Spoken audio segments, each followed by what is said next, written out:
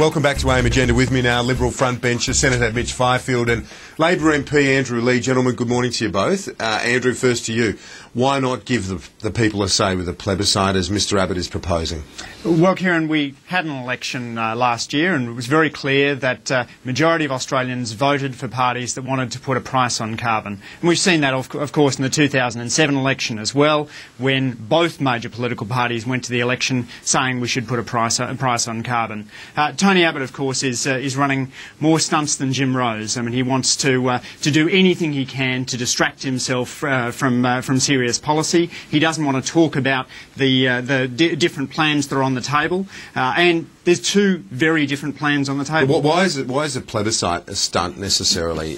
You would think that giving the people a say on the specific issue, the government didn't say it would bring in a carbon tax before the poll. In fact, Julia Gillard explicitly rejected the idea. Well, Kieran, the differences between a carbon tax and an ETS are minuscule compared to the difference between pricing carbon and not pricing carbon. I mean, the real difference here is, are you going to use a market-based mechanism, the most efficient way of dealing with climate change? Tony Abbott, during the period immediately after the election, was asked by the independents whether he wanted another poll, and he said no, he didn't. But of course, when things didn't go his way, he's now like a spoiled kid in the schoolyard, trying everything he can to run a nasty negative campaign to try and distract attention from the big economic reform, which is carbon pricing. Well, Senator Fifield, Senator Brown, the Greens leader, said this morning that effectively what Andrew just said there, that Tony Abbott didn't get what he wanted, i.e. government, and now he wants to sideline government with taxpayers' money. This would cost tens of millions of dollars a plebiscite. We're not wanting to, revisit the last election. We're not wanting to re-prosecute that. We're just wanting to give the Australian people a say for the first time on this issue. Andrew, Julia Gillard are in denial in a parallel universe. Julia Gillard went to the election. She said there will be no carbon tax under a government I lead. She lied. She also said before the election that she would seek a community consensus before seeking to price carbon. That was the whole genesis of the People's Assembly. She hasn't sought a community consensus. She's lied to the Australian people. They deserve to have a say. We're not saying that the government definitely has to have an election. We think that would be the right thing to do, to seek a mandate at the polls. But if they aren't prepared to do that, then the right thing to do is to seek the people's view through a plebiscite. You're trying to get this through before the Greens take the balance of power, obviously, in the Senate as of July the 1st. Well, we're seeking to expedite it through the Senate. With the Senate that's going to allow it through? Sure, the Senate changes in composition, but we don't know whether this Senate will allow the plebiscite bill through. We hope that it will. We'll be making the case to the independents. We'll be making the case to the minor parties. Who knows? Maybe the Greens might suddenly embrace the concept of democracy and want to seek the people's will on this. But we'll wait and see. But there is absolutely no reason why Julia Gillard shouldn't support a plebiscite. Is the government confident you've got the numbers in the lower house with Andrew Wilkie, Mr Windsor, Oakeshott and co.?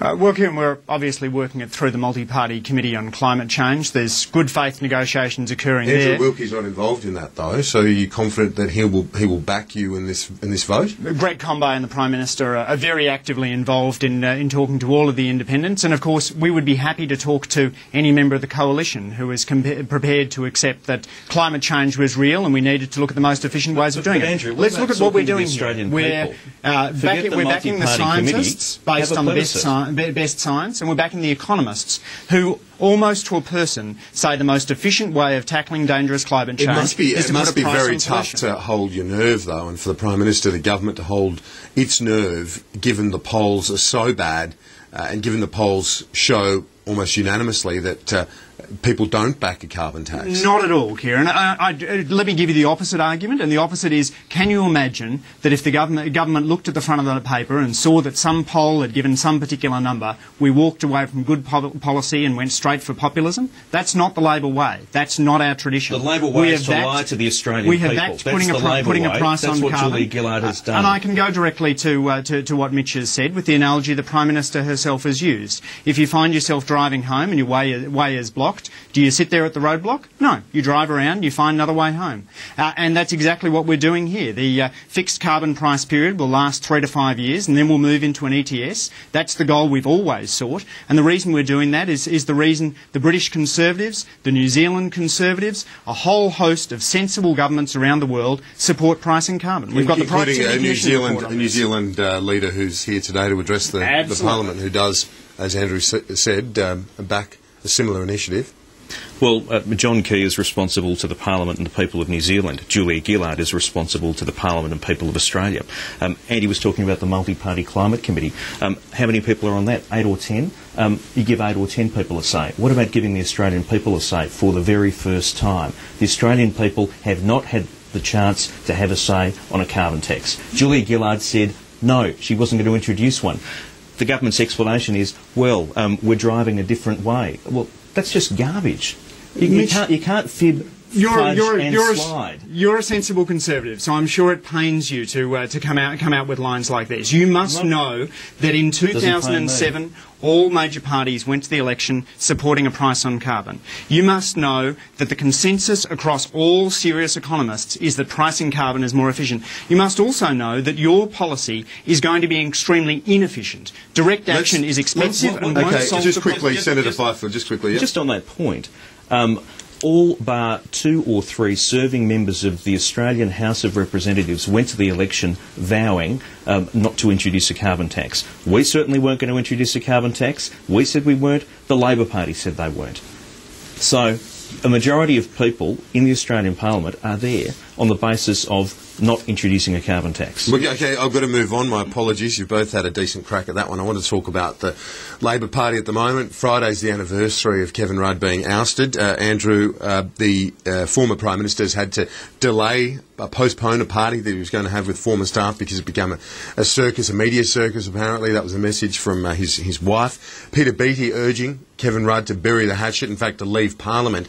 It's pretty messy at the moment. Well, Kieran, this party, I think, really characterises some of the sideshow nature of the commentary on this. I mean, you see column inches being spilt on this, but frankly, that's not what this government is about. When I speak to caucus colleagues and ministerial colleagues, they're focused on the big reforms. Reforms like helping disabled kids in schools, reforms like trying to close the gaps, making sure the Australian economy has the productive capacity to compete in a new economy. Can Julia Gillard convince people? All of these things are critical. But can Julia Gillard convince people to listen to her once again? When you look at the number in the Nielsen poll on Saturday, 60% or over 60% believing that Kevin Rudd should be leader, to 30% for Julia Gillard. Kieran, you can look back to the media sideshow that was going on under the Hawke and Keating governments, and there's column inches being spilt on leadership tensions and polls. But what do we look back to? We look back to the major economic reforms of that time. The transition to a more productive economy, throwing off those shackles of tariffs, engaging with Asia. Those big long-run reforms are what those governments focused on then, and that's what our government is focused on now. Senator Fifield, given the state of the polls, it looks, in that context, unlikely that the coalition will secure the support of the crossbenchers. They're not going to want to go to an election now, are they? They would get wiped out and they would lose their seats as well. So how can you get people across the line on this plebiscite, for example, when it just seems all the politics and the polls are just, it'd be suicide to do it? Well, a plebiscite wouldn't be suicide. We're not expecting the independents are going to call an election or put pressure on the government to call an election. But what we are hopeful is that they will see the plebiscite as a way of the Australian people expressing their view. The independents talk a lot about the true will of the Australian people being expressed, and I think that this is a very good way for that to happen. I've got to say, just coming back to Kevin Rudd's party, it does go to show just how fragile Julia Gillard's leadership is, that a Member of Parliament can't even get a group of former staffers together for a party without it being seen as some direct challenge to the Prime Minister's authority. I mean, this is extraordinary. Everything that he's doing at the moment is being interpreted in that context. You're talking about that being a sideshow, but isn't it largely being driven by a foreign minister who is continually putting his head up in one way or another? I'm really proud of the Foreign Minister. I think it is terrific to have a Foreign Minister that sits in the Everett Evans tradition of being an activist who is out there in the world's councils, who was a week ago sharing a stage with Bob Geldof and Bill Gates at the Global Alliance Against Vaccines initiative in London, pledging that Australia would make a difference towards making the number of kids who die before their 5th birthday through preventable diseases, and pledging commitment. Is there any chance of making a comeback to the leadership, do you think? Kevin Rudd's doing a great job as Foreign Minister, and that's what he's going to continue to do. He will be there in the world's councils. He's actively engaged in Libya. He's actively engaged in the local region. No chance of a return to the top job? He's doing a terrific job as Foreign Minister, Kieran, and that is what he will continue to do.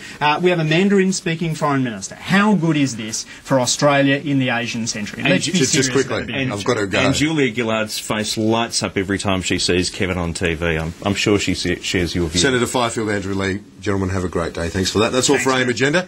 We'll see you next time.